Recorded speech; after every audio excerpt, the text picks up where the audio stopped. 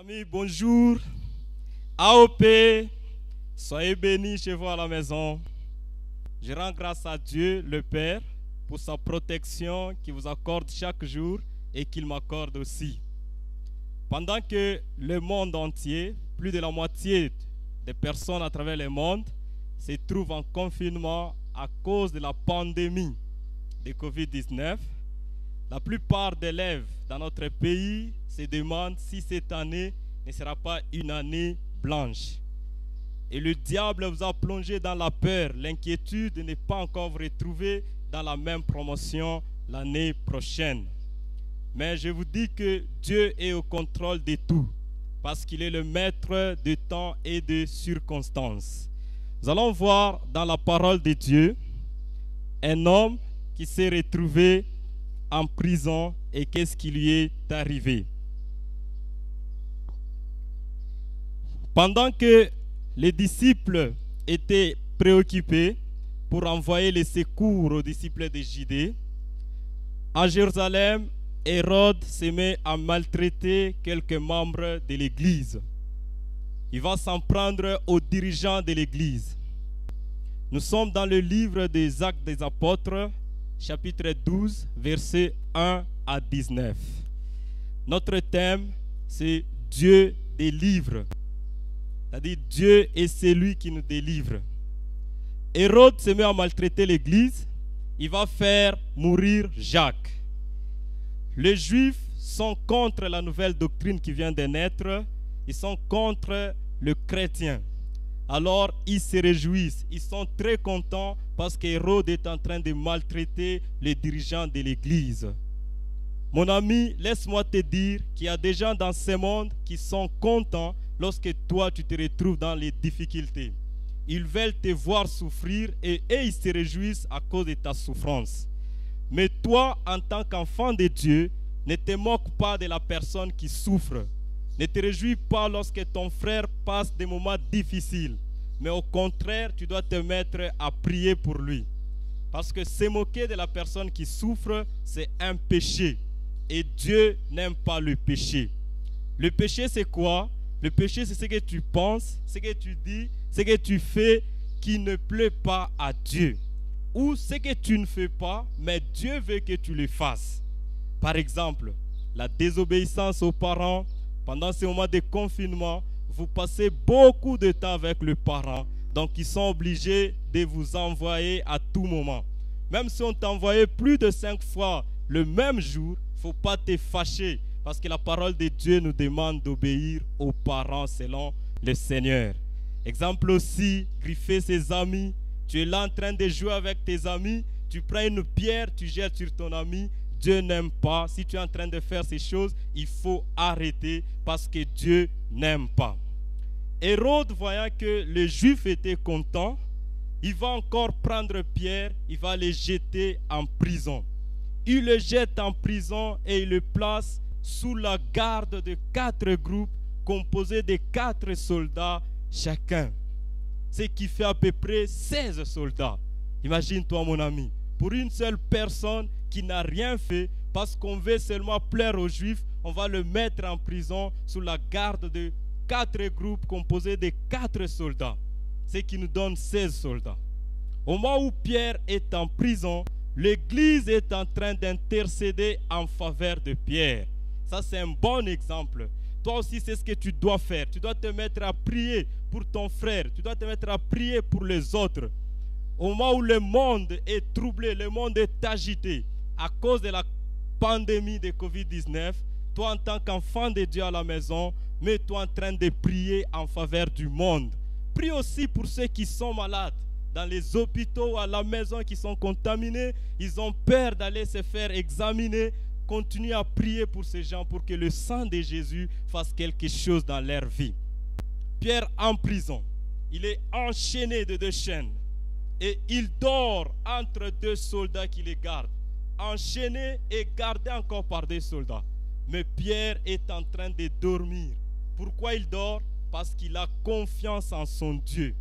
Lorsqu'on a confiance en Dieu, Dieu nous donne la paix. La paix même pendant la souffrance, même pendant les difficultés, Dieu nous communique sa paix.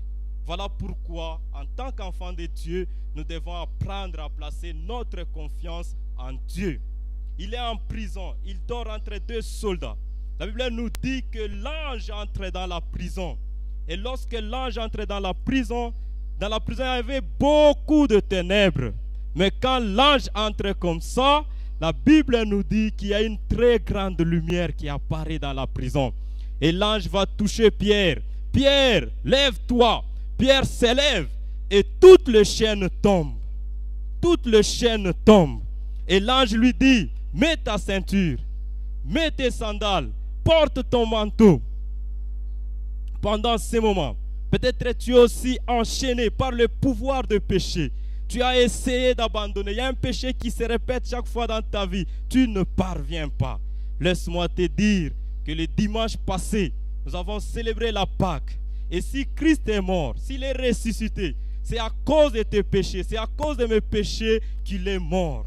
Et il est mort pour l'humanité tout entière. Même toi qui es là, peut-être tu te poses la question de savoir, est-ce que Dieu peut me pardonner mes multiples péchés? J'ai volé, j'ai menti, j'ai fait beaucoup de mal aux gens. Est-ce que Dieu peut me pardonner? Laisse-moi te dire que la grâce est là. Et Jésus est mort pour toi aussi. Jésus est mort pour toi aussi. Prends la décision seulement de donner ta vie à Christ. L'ange prend Pierre. Il est conduit vers la sortie. Et la Bible nous dit que lorsqu'ils arrivent juste devant la porte de fer, à la sortie de la prison, la porte s'ouvre de soi. Voilà comment notre Dieu est tout puissant. Les chaînes sont tombées d'elles-mêmes. La porte s'ouvre de soi. Notre Dieu est tout puissant. Il est le tout puissant parce que rien ne peut lui résister. Le Dieu tout puissant, il est le créateur de toutes choses. C'est lui qui t'a créé toi. Il m'a créé moi. Il a créé les arbres, les animaux. C'est Dieu qui t'a créé. Il te donne chaque jour sa vie par amour. Parce qu'il est amour et il est saint. Voilà pourquoi il n'aime pas le péché. Au moment où je te parle, il est au ciel. Il est au ciel, donc il est au contrôle de toutes choses. Il voit tout ce qui se passe dans ce monde et il est au courant de cette pandémie. Il connaissait déjà parce qu'il est le maître des temps et des circonstances. Il sort de la prison. Mais tout ce temps, Pierre est en train de voir que c'est un rêve. Mais lorsque l'ange le quitte, Pierre comprend, il prend conscience, il comprend que réellement le Seigneur m'a délivré. Réellement le Seigneur m'a délivré. Si tu as déjà donné ta vie au Seigneur Jésus, si tu crois au Seigneur Jésus, laisse-moi te dire que Dieu délivre.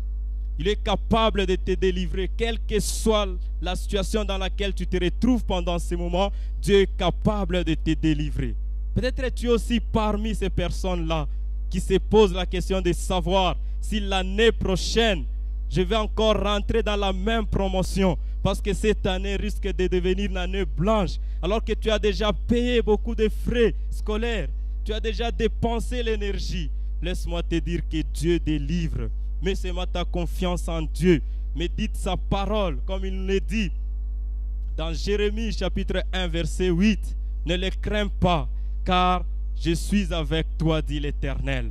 Ne les crains pas, car je suis avec toi pour te délivrer, dit l'Éternel. Et toi, mon ami, Dieu te dit ce matin qu'il est avec toi. Là où tu es, tu peux répéter avec moi. Dieu est avec moi pour me délivrer. Dieu est avec moi pour me délivrer. Oui, il est avec toi pour te délivrer. Peut-être tu es malade pendant ces moments. Et pendant ces moments, il y a des gens qu'on demande d'arrêter le travail. Peut-être papa se retrouve dans cette situation. Il n'y a pas d'argent à la maison. Et tu te poses la question, qu'est-ce que je vais devenir? Qu'est-ce qui va se passer? Moi, je suis malade. Mais laisse-moi te dire que Dieu délivre. Dieu délivre et il est au contrôle de toutes choses. Voilà pourquoi pendant ces moments, sois seulement en train de prier. Tu vas intercéder. Tu vas prier pour que Dieu puisse agir dans ta vie. Mets ta confiance en Dieu. Médite sa parole et prie. Délivrer, c'est juste mettre quelqu'un hors de danger. Ou donner la liberté à quelqu'un, ou encore sauver quelqu'un de quelque chose ou de quelqu'un qui voulait le faire du mal. Pierre prend conscience, et quand il prend conscience, il se rend vers la maison de Marie. où il y avait l'église qui était en train d'intercéder en sa faveur. Il arrive devant la maison de Marie, il frappe à la porte. Rhoda écoute la voix de Pierre, elle court pour annoncer aux autres. J'ai entendu la voix de Pierre, Pierre est dehors. Les autres vont refuser, non c'est faux, est-ce que tu n'es pas folle? Ce n'est pas lui, il n'est pas là. Elle va insister, elle insiste, oui la chose est certaine. Entre-temps Pierre continue à frapper à la porte. Elle va dire, c'est certain. Mais les autres vont dire peut-être c'est son âge. Mais Pierre continue toujours à frapper. Et quand ils vont ouvrir, ils ont vu Pierre. Et Pierre leur fait signe, taisez-vous. Chut. Et quand il entre dans la maison, il commence à raconter ce que le Seigneur a fait pour lui. En tant qu'enfant de Dieu, nous devons apprendre à témoigner la grandeur de Dieu dans nos vies. Dieu fait de grandes choses dans nos vies. Voilà pourquoi tu dois aussi apprendre à témoigner. Ne reste pas calme parce que ton témoignage peut encourager aussi les autres. Pierre se met à témoigner, à parler de Jésus, ce qu'il a fait pour lui. Et après, il va leur dire, vous allez aussi les dire à Jacques. Il se retire de Jérusalem. Il se retire de Jérusalem pas parce qu'il a peur de la prison, pas parce qu'il a peur d'Hérode, mais c'est une sagesse. Pendant ce moment où le monde est secoué par la pandémie, il y a des mesures que les hommes ont prises. Nous laver les mains chaque fois. Prends aussi, applique cela parce que ce sont des barrières pour nous empêcher aussi d'être contaminés. Il faut les appliquer. Nous ne les appliquons pas parce que nous avons peur de la maladie, parce que nous savons que Dieu nous délivre, mais nous devons le faire. En tant qu'enfants de Dieu, Dieu nous a donné l'intelligence et la sagesse. Voilà pourquoi nous appliquons cela. Les gardes le matin sont agités. Ils cherchent à savoir qu'est-ce qui est arrivé à Pierre. Ils sont agités. Hérode se met à chercher où est passé Pierre. Il ne le trouve pas. Il donne l'ordre qu'on puisse tuer le garde. Et il se retire aussi. Il rentre chez lui à Césarée. Mon ami, tu es là. Peut-être tu n'as jamais reçu Christ. La délivrance que le Seigneur donne, il la donne à ses enfants. Mais il n'est pas encore tard pour toi. Là où tu es, tu peux juste prier avec moi et le Seigneur va entrer dans ta vie et toi aussi tu vas bénéficier. Tu vas bénéficier de la protection, de la délivrance de Dieu parce qu'il est celui qui nous délivre de toute situation. Donc là où tu es, si tu vois que dans ta vie, Christ n'y est pas encore entré, tu n'as pas encore reçu Christ, tu vas juste prier avec moi. Nous allons prier, tu vas répéter les paroles après moi. Seigneur Jésus, merci d'être mort sur la croix pour mes péchés. Je reconnais que j'ai dirigé la vie de moi-même pendant longtemps. Et j'ai péché contre toi. Pardonne-moi et je t'invite, entre dans ma vie et sois le seul Seigneur et Sauveur de ma vie, de maintenant et à jamais. Tel que vous êtes à la maison, vous allez vous taire, je vais aussi prier pour vous. Éternel Dieu Tout-Puissant, je suis en train de prier pour toute personne, ô Dieu de gloire, en ce moment, Père éternel, qui est en train de suivre et qui a suivi ta parole, ô Dieu de gloire. Alors que le monde est agité, le monde est troublé, on se pose des questions, qu'est-ce que nous allons devenir? Seigneur, je te prie de protéger, ô Dieu de gloire, tous les enfants.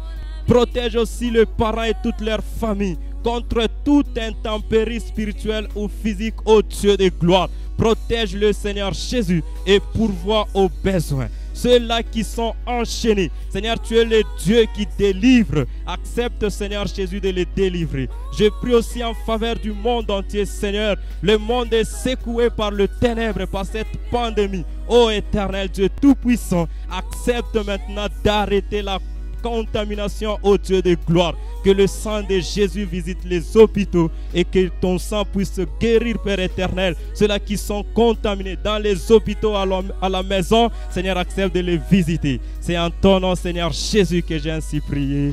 Amen.